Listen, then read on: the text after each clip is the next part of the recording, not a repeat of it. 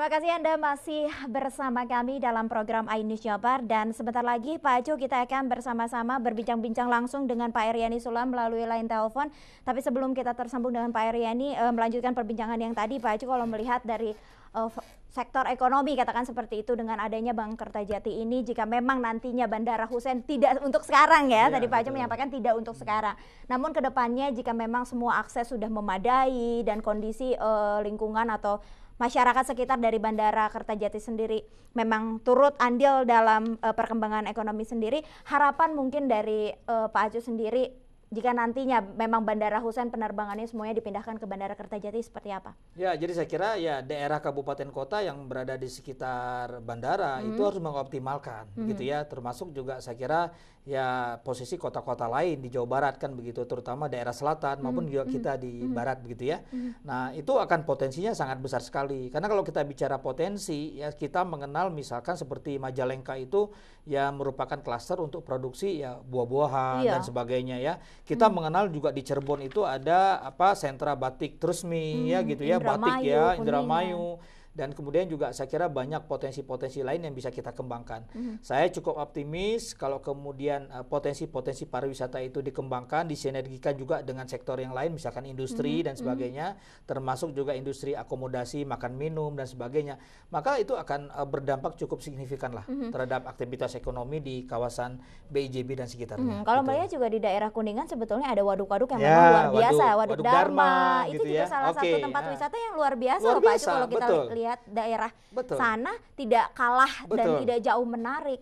Hanya saja mungkin masyarakatnya yang belum tahu. Nah, ini seperti apa seharusnya pemerintah sendiri agar masyarakat, daerah sana juga ternyata banyak loh wisata yang belum terdengar atau belum diketahui oleh masyarakat sendiri. Jadi saya kira itu tadi pemerintah kabupaten kota yang ada di sana itu harus lebih ya masif informasi maupun juga promosi ya gitu. Terus inovasi-inovasi.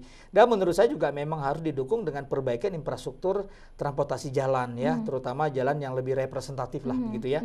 Karena saya melihat bahwa kawasan-kawasan yang tadi disebutkan misalnya seperti Kuningan itu potensinya luar biasa kan begitu. Tidak hanya waduk, di sana juga ada situs sejarah Linggarjati ya. Kemudian juga ada situs budaya dan sebagainya. Saya kira itu akan sangat positif lah begitu ya. Dan di sana juga ada wisata yang terkait dengan ya katakanlah ekowisata, terkait ada Gunung Ciremai dan sebagainya begitu ya. Nah, itu akan sangat membantu lah begitu ya. Nah, tentu untuk mengoptimalkan itu saya melihat ya pemerintah kabupaten kota yang ada di sana memang harus secepat mungkin membangun potensinya begitu ya. Dan itu ya misalkan saya kira ada efek juga, misalkan bagaimana kota-kota yang selama ini hanya kota perlintasan, ke daerah perlintasan seperti Sumedang kan gitu, itu harus mendesain begitu ya, mendesain kotanya, mendesain daerahnya, kemudian itu bisa menjadi satu tujuan destinasi wisata. Kalau kita ke Sumedang banyak sekali destinasi wisata ya. Luar biasa banyak. Dan bukan hanya kulinernya aja loh Pak. Bukan hanya kuliner ya. Jadi orang kenal Sumedang tuh jangan hanya kenal Tol Sumedang. Ya, itu saya kira potensinya Mbak Uni, dan tentu saya kira itu bagian dari dampak ya daripada pembangunan BIJB. Dan tentu ya jangan kita bicara hanya pada hari ini. Menurut saya ada spirit untuk membangun ya pusat pertumbuhan baru di Jawa Barat. Dan tentu saya kira ya kita memang tidak berhenti hanya di BIJB. Misalkan ada rencana pemerintah juga mau membangun di Sukabumi kan begitu ya, termasuk juga di Kerawang kan begitu ya. Nah, itu tentu saya kira sangat positif lah gitu ya. Baik Pak Acu, kita sudah terhubung bersama Bapak Eryani Sulam selaku anggota Komisi 3 DPRD Jawa Barat. Selamat pagi Pak Eryani. Selamat pagi Mbak, selamat pagi semuanya. Baik Pak Eryani, saya sudah bersama dengan Pak Acu Fiarta selaku pengamat ekonomi di sini berbincang-bincang mengenai kabar yang mengatakan bahwa Bandara Hussein Sastranegara diharapkan untuk berhenti beroperasi dan dipindahkan seluruh penerbangannya ke Bandara Kertajati. Pak Eryani, ya. Ini salah satu statement yang dikeluarkan oleh Bapak Eryani sendiri. Melihat statement ini rasanya masyarakat mungkin sedikit ada pro kontra ya mendengar hal ini. Apakah memang segenting itu Hussein harus ditutup dan berharap bahwa seluruh penerbangan dipindahkan ke Bandara Kertajati? Terima kasih Mbak. Gini, pada saat itu saya live ya dengan salah satu radio gitu kan. Kemudian saya ditanya terkait dengan kenapa Kertajati kok lambat, kenapa Kertajati masih sepi gitu. Salah satunya ada pendengar yang mengusulkan bagaimana kalau Hussein ditutup salah satu jalan keluarnya. Saya ditanya pendapat Bapak gimana? Nah, itu ya. Maka saya berpendapat sangat setuju. Walaupun saya memahami bahwa hari ini existingnya Hussein itu kan terminalnya baru dibangun oleh Angkasa Pura. Ya kan? Dan kita juga yang mengelola di Kertajati Angkasa Pura. Makanya di akhir kalimat saya menyampaikan minimal mulai sekarang berbagilah. Berbagi itu tentu banyak, baik dari segi sumber daya manusianya, baik dari pesawatnya yang ada di Hussein dengan Kertajati pun juga ya mereka penumpangnya. Itu komentar saya kemarin, Mbak. Terima kasih. Jadi diharapkan untuk membagi penerbangannya begitu ya Pak ya, bukan seluruh harus dipindahkan ke Bandara Kertajati. Tapi kalau melihat hal ini Pak Acu, mendengar statement dari Pak Eryani sendiri, diharapkan untuk membagi penerbangannya seperti apa ini? Ya, jadi saya kira bisa secara bertahap dilakukan. Tadi misalkan terutama ya untuk penerbangan yang tidak trafficnya tidak tinggi begitu ya untuk daerah-daerah tertentu. Tapi juga saya kira harus diperhatikan. Ya, misalkan ya saya kira luar Jawa tetap begitu ya dengan jarak tempuh yang relatif lebih pendek begitu ya. Tapi memang harus dilihat bahwa seberapa besar ongkos daripada yang dikeluarkan oleh para pengguna jasa penerbangan begitu ya. Kalau saya bicara ya pasti masyarakat cukup rasional kan. Ya berapa ongkos yang saya gunakan kan begitu kan gitu. Jadi saya kira kalau akan sangat sulit memang kalau kita masih mengandalkan pada infrastruktur transportasi yang ada sekarang begitu ya. Nah, kecuali misalkan pemerintah daerah memberikan insentif bus gratis. Ya, misalkan boleh saya kira bisa saja menjadi alternatif disediakan bus gratis dari Bandung ke mana? Kertajati misalkan atau kemudian ada insentif lain bahwa tiketnya lebih murah dan sebagainya. Saya kira itu bisa jadi pilihan. Harus diimbangi dengan harus promosi ada yang memang insentif, menarik gitu ya. Kalau bicara hari ini ya, begitu. Lain halnya kalau kita bicara, saya kira dalam waktu ketika nanti ya Cisumdawu sudah selesai, kemudian ada jaringan kereta api, misalkan ya, dan fenomenanya kan semua bandara juga memang berada di luar kota kan begitu ya, dan tentu saya kira itu akan bisa diterima oleh masyarakat tadi sepanjang jarak tempuhnya ya perkiraan saya kalau jarak tempuh misalkan ya setengah jam atau maksimal 1 jam itu masih cukup logis lah begitu ya. Nah, untuk mengakses kepada bandara Kertajati ya. Kalau sekarang kan saya kira ya kita baru masuk tol Pastur aja lewat Cipali udah sejam lebih kan gitu.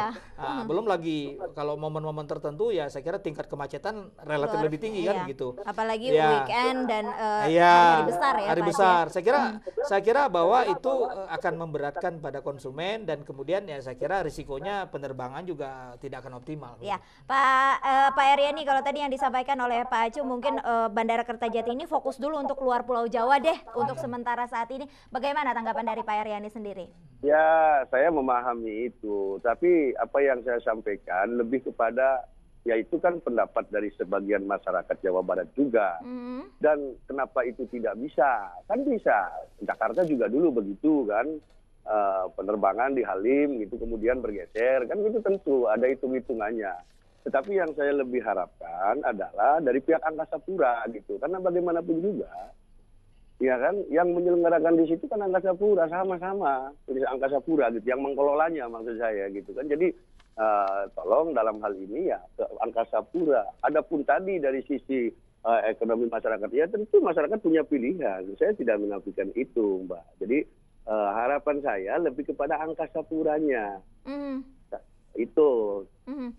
Kalau melihat dengan kondisi Kertajati saat ini, Pak Eryani, kita tahu bersama bahwa memang infrastruktur yang atau akses jalan ke sana juga belum terlalu 100% rampung ya begitu. Kalau melihat hal ini apakah kira-kira akses jalan tol atau angkutan umum yang menuju ke Bandara Kertajati bisa secepatnya mungkin dirampungkan, Pak Eryani? Saya kira tahapan yang sudah dilakukan pemerintah provinsi sudah mengarah ke situ. Damri ada informasi yang saya terima dan saya pernah melihat gratis itu dari Bandung. Kemudian juga yang Cisumdawu kita cobalah untuk terus kita genjot agar sesegera mungkin. Jadi memang ya kondisi hari ini ya terutama juga pemerintah daerah yang ada kayak pemerintah daerah Majalengka, Indramayu yang ada sekitarnya juga ya mesti itu juga ikut mensupport, Mbak. Terima kasih. Dan tadi juga saya sempat berbincang bersama Pak Acu mengenai sektor pariwisata sendiri. Sebetulnya daerah-daerah itu banyak sekali yang bisa dikembangkan ya seperti Kuningan, Majalengka atau daerah-daerah lain seperti Cirebon juga. Tapi kalau melihat hal ini ada juga wacana dari Kang Emil selaku Gubernur Jawa Barat yang memang ingin harapannya ke depan supaya seluruh jemaah umroh khusus Jawa Barat diberangkatkan seluruhnya dari Bandara Kertajati. Jadi tidak usah ke Bandara Soekarno-Hatta lagi ya Pak Acu ya. Begitu, bagaimana Pak Heriani? Ya, kemarin kan kita pada saat itu sudah melakukan sekali gitu kan, penerbangan langsung umroh ke sana. Itu sudah dimulai gitu. Tetapi sekali lagi kepercayaan publik juga kan mesti kita perhatikan gitu. Karenanya upaya-upaya yang selama ini kita lakukan gitu kan, agar bisa masyarakat ini percaya gitu kan, bahwa Kertajati memang oke gitu. Kalau melihat, kita kembali lagi ke statement yang pertama, mungkin tadi statement yang disampaikan oleh pendengar, yang tadinya pendengar yang memberikan saran kepada Pak Heriani supaya Bandara Hussein ditutup saja. Jikalau kita beriming-iming ya, jikalau nantinya memang Bandara Hussein ditutup, itu sama saja seperti yang disampaikan oleh salah satu kebijakan pengamat penerbangan yang menyampaikan bahwa kalau Hussein ditutup sama saja kita seperti menumbuhkan anak tapi membunuh anak yang satu lagi. Ini seperti apa Pak Heriani? Rasanya tidak mungkin kalau Bandara Hussein harus ditutup walaupun memang tujuan pendiriannya bukan untuk komersial. Iya, saya kira di Halim pun juga kan masih ada komersial kan, di sana sama gitu. Artinya belajar dari situ. Kertajati menjadi bagian yang utama, tetapi Hussein juga masih bisa dioperasionalkan untuk itu kan, untuk komersial. Saya sependapat dengan itu. Sekali lagi bahwa saya menyetujui itu untuk bagaimana Angkasa Pura yang punya tanggung jawab pengelolaan dengan berdirinya Kertajati ini, karena pengelolaan itu tanggung jawab kan bagian dari aturan main yang ada gitu. Kita nggak bisa serta-merta pemerintah provinsi untuk mengelola bandara gitu, Mbak. Harapannya mungkin untuk pemimpin Bandara Kertajati sendiri seperti apa, Pak Heriani? Ya, harapannya kita juga seringkali di Komisi 3 mengevaluasi, membicarakan bagaimana ke depannya. Dengan sekarang kemarin terjadi RUP yang intinya mungkin ada beberapa direksi yang akan diganti, kemudian akan dilakukan sebuah upaya penyeleksian yang lebih ke arah profesional. Ya tentu akan dikelola oleh orang-orang profesional dan menjadikan bandara ini sebagaimana tujuan awalnya itu, Mbak. Baik Pak Heriani Sulam, terima kasih selaku anggota Komisi 3 DPRD Jawa Barat telah berbincang-bincang bersama kami, bergabung dalam program iNews Jabar pada pagi hari ini. Pak Acu, sebelum kita break, tapi nanti juga kita akan membahas sebetulnya tadi saya sedikit mengulas mengenai pemimpin atau yang dikelola oleh siapa nantinya Bandara Kertajati seharusnya, agar memang semua sektor yang berhubungan dengan Bandara Kertajati ini juga tidak lambat, katakan seperti itu. Kita akan kembali usai jeda, tetaplah di iNews Jabar.